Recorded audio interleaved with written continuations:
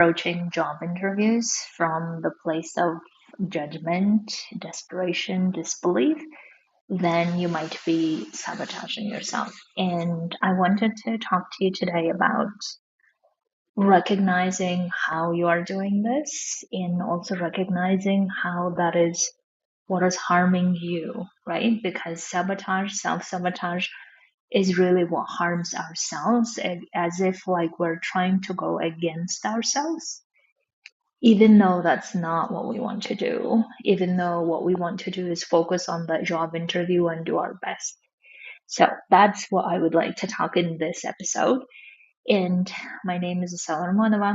I'm a life coach for transitioning humanitarians, and I coach a lot of humanitarians on this topic. Especially I'm doing it now as we get ready for the autumn job interviews for so many people. And I see there are a lot of different ways that people are sabotaging themselves. And sabotage is the way you can understand is when you are going against yourself, essentially, against what you want. And they're doing that before the interview, during the interview, and after the interview. And I wanted to talk to you about how to recognize how you're doing it and then what you can do actually to stop it. And I want to invite you also to a webinar this Thursday. I will be putting some details about it where I will be discussing about how to prepare yourself properly and what to focus on as we go to the interview season within the humanitarian sector. But this might also apply for outside of it as well. So the ways that I see a lot of humanitarians sabotage themselves before the interview is judgments. They are judging a lot about the system, they're judging a lot about themselves, they're judging a lot about other people in the panel. And the way that these judgments look like is they're saying this will be unfair. They have already someone in place. They're just doing this sham interview. This is a waste of time. Why bother? So, in other words, they're not trusting the system. They're not trusting the people in the panel. They're not trusting themselves and their capabilities. And therefore, they're just staying in this energy of, I have to do this anyway, and then going and doing it. Right? So I would like for you to really recognize what those thought patterns are that keeps you in this judgment mode, that your brain then cannot focus on other things. And even if it's focusing on other things, we're not really doing properly a good job of preparing ourselves because our judgment is so high, it is so overwhelming or powerful.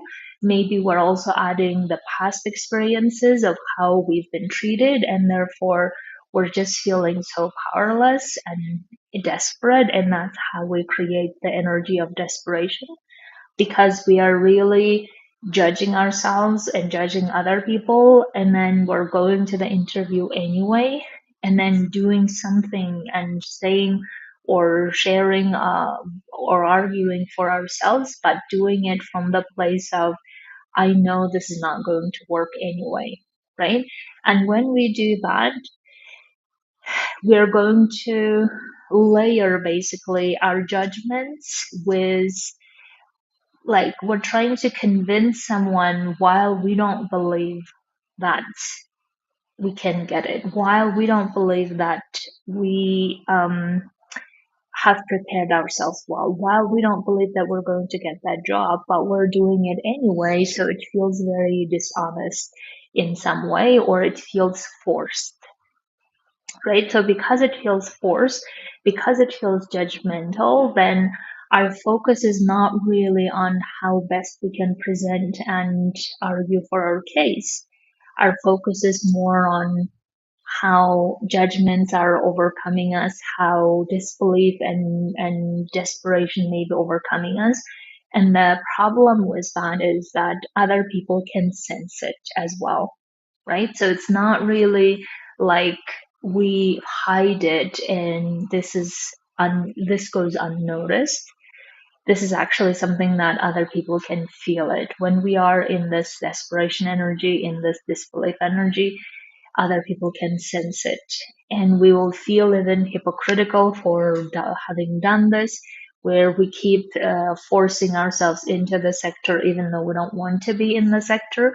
Then we just create a lot of conflicts within us, and those conflicts don't allow us to focus on the most important, which is talk about why we're the best candidate and what is our experience and skill sets are telling us in how to present it. So that is before the job interview, you can notice your sabotaging thought patterns that are creating those energies that are impeding you, they're going against you to do the best you can in the interview, right? So those thought patterns usually are, I won't get this job anyway. Why bother? It's a waste of time. Competition is fierce. They already have someone else. Why should I prepare? Even if I prepare, it won't work. All of this are creating certain energy that is going to impede preparing for it well or showcasing yourself during the interview.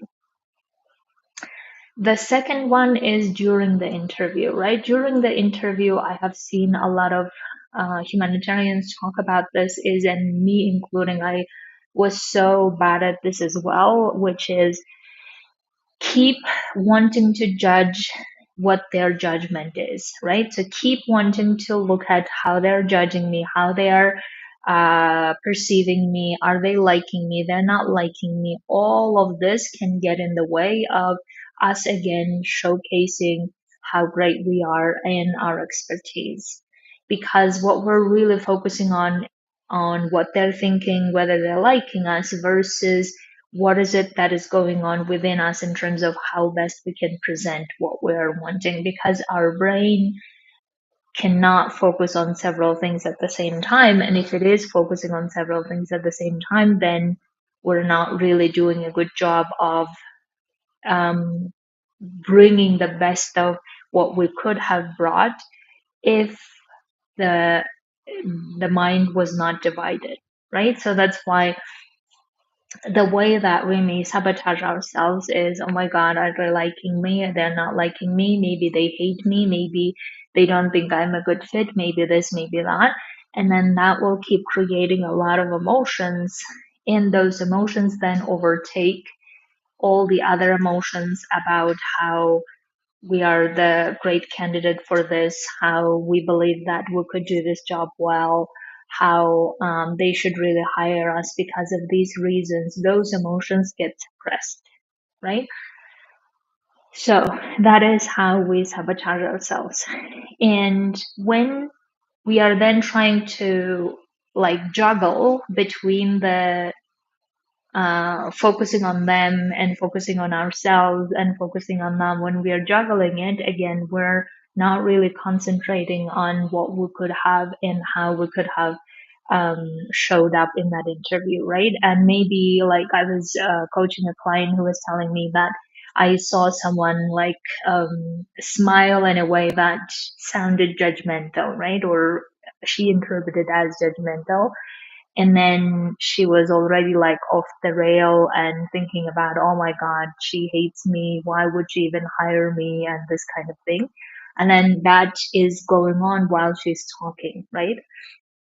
The fascinating thing is that, like, even now, as I'm talking to you guys, I have a lot of thoughts going on in the background, but I'm also feeling like, okay, I want to focus on talking to you about how we sabotage ourselves, and then my brain has a lot of different thoughts in the background. Do you know what I mean? Like that happens a lot in the interview, is that we tend to have a lot of different thoughts going on in the background, and we're trying hard to focus on what we're saying, right? So then what ends up happening is that we are energetically um, communicating a lot of different energies, not really the, excuse me, confident, focused, grounded energy. And because we're communicating a lot of different energies, right? A lot of different noises, so to say, and the panel probably has their own noises and their own energies, then it just feels like we haven't been able to showcase our best. We haven't been able to do what we could have done otherwise.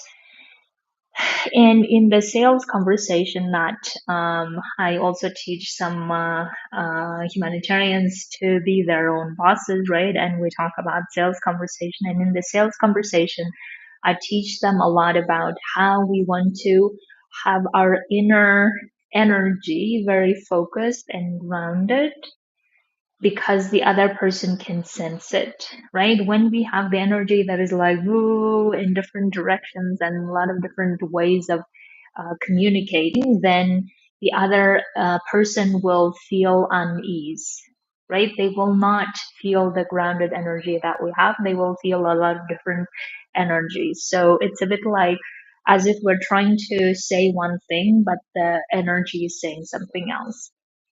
And when we usually hear, like, imagine you watched your boss or your rep or whoever making a press conference and talking about things in public, right? Saying, like, reading out things and then saying it. And then you just feel like, oh, it's so boring. I don't really feel like he's just or she's just doing it for the sake of doing it. There is really no conviction behind it. There is really no, the words somehow don't match the intention behind, right? The words don't match the action behind, and then it just feels so inauthentic, right? And that's what happens as well when we are sabotaging ourselves, is that we are not coming across as authentic and grounded and convicted. We're coming across as trying to juggle a lot of different things, trying to guess their reaction, trying to guess what we're gonna say afterwards, and then it just feels like not the energy that we want to be in. So that's how we sabotage, right? And the one that is after the job interview, and I have done this so many times myself as well, is where we go out and feel like, oh, why did we even come to the interview? This was a waste of time, right? So we just confirm all the convictions that we had from before. We just confirm it and we just feel like they're not going to hire me anyway. Or the opposite might be true where we say, oh, maybe they will contact us and then keep waiting for the email to come that they will take us, but then keep having a lot of different thoughts about, oh my God, this didn't work and that didn't work. I should have done this. I should have said this in all of this, right? And I have done that so many times. And even nowadays, when I do these type of live sessions or even webinars, I feel like, oh, I should have said this. I should have said that. And those are very natural, right? But the part that is sabotaging in that conversation or in that drama is that we are not giving ourselves any any concrete ways of where we have done it well and where we could have done it differently, right? We will not give ourselves things to learn from and things to practice for the next time. We will be just all over the place. We'll be just saying things, oh, this could have been and that could have been, or this is bad and that is bad. And we just make it like a lot of judgment calls in here and there. We don't really look at, oh, yay, these are the things that I did well, well done.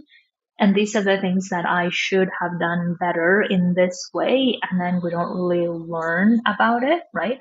And what that means that the next time when we go to another interview, especially if we have judged ourselves so heavily, or especially if we have hated the process so heavily, then what will happen is next time when we go to a job interview, our brain will have memorized those emotions and then it will create a lot of resistance to go to the next interview, right? We'll keep feeling like, oh, I last time was so shitty that now I will not do well anyway. And then we'll just keep going down the road instead of these are the things that I have focused on and this went well.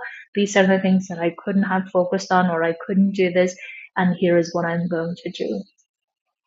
Right? So that's why what we want to do is after the job interview, get clear about, okay, whatever our brains are suggesting in terms of a lot of different things that were happening, we can write them down all first and then look at it. Okay, if I'm really serious about how to get better at this job interview thing, because that's ultimately what is deciding, or one of the elements that is deciding whether we get the job or not, then what are the things that I can learn from it? And what are the things that I shouldn't be doing this anymore? And focusing on what we can control instead of keep focusing on how they did this and how they did that and how they should have done this, because that we cannot do anything about it, right? So if your brain wants to focus on they smiled in a way that I didn't like, okay, what is it that I didn't like, why didn't I not like it, and what am I going to do next time when I will have another interview? How will I keep focusing on what is important to me instead of getting on board to keep thinking about how they were judging me, how they were judgmental, and all of that, right? So, to sum up, the sabotaging thoughts, sabotaging energies that we create, mainly by judging heavily others or the system, and another reason why is we keep focusing on things that we cannot control. So these are the two things that keep coming up as I coach humanitarians when they want to have the best interview that they want to. I keep seeing these being the main two reasons why we keep creating the energy of disbelief, energy of desperation, energy of frustration and disappointment versus the energy that we want to be in intentionally to argue for our case. And I have found to be useful that when we keep having these sabotages before, during, after, I have found it useful to prepare my clients to have their own standards that they can always abide by no matter what the interview situation is, so that they know that this is what they're doing it for themselves. They are doing it to get better at what they do and showcase and argue for themselves. They get so that they get good at selling themselves better, not for others or not because this is a corrupt system or not because this and because that, but because they themselves want to be so good at it that they then every time they do this, they get better and better at showing up at the interview in the best way possible, no matter what the situation is, right? And I would love to invite you to this webinar this Thursday, where we are developing your own standard that you would like to take with you, the standard that includes how you want to show up, what energy you want to be in, how do you want to prepare yourself, how do you learn from your lessons of the interview, how do you want to feel as you go through the interview, in the interview, even if there are other reactions that you didn't expect. All of this we will cover so that you have something that you can always concentrate on, even if you cannot stop the judgment and you cannot stop whatever is going on. But if you have a very clear standard or clear checklist that your brain will concentrate on instead of concentrating on all the other things, then you will feel more powerful and in charge of keep doing the interview as best as you can, no matter what's happening, no matter who is watching, no matter what's going on, right? So that's why I would love to invite you to the webinar this Thursday so we can develop your standards of how that can look like. And I would love for you to join me in that webinar. Okay, majors. I feel like I've done a good job of showcasing a lot more energies, and I feel energy or feelings has been so game changing in so many conversations that I really want us to focus on more. So let us focus on what energy is driving our actions and what energy we don't want our actions to be driven, so that we don't approach this as judgmental person. We don't approach this as skeptical, cynical person. And if we are doing it and still continuing going to the interview, it just feels like we're doing it because we don't have other options. And that feels a lot like a powerless place to be. And I would not want you to be in that place. So if we are participating in the job interview, then let's do our best and not keep going against ourselves. So, my dears, I hope you'll join my webinar. Until then, have a beautiful week.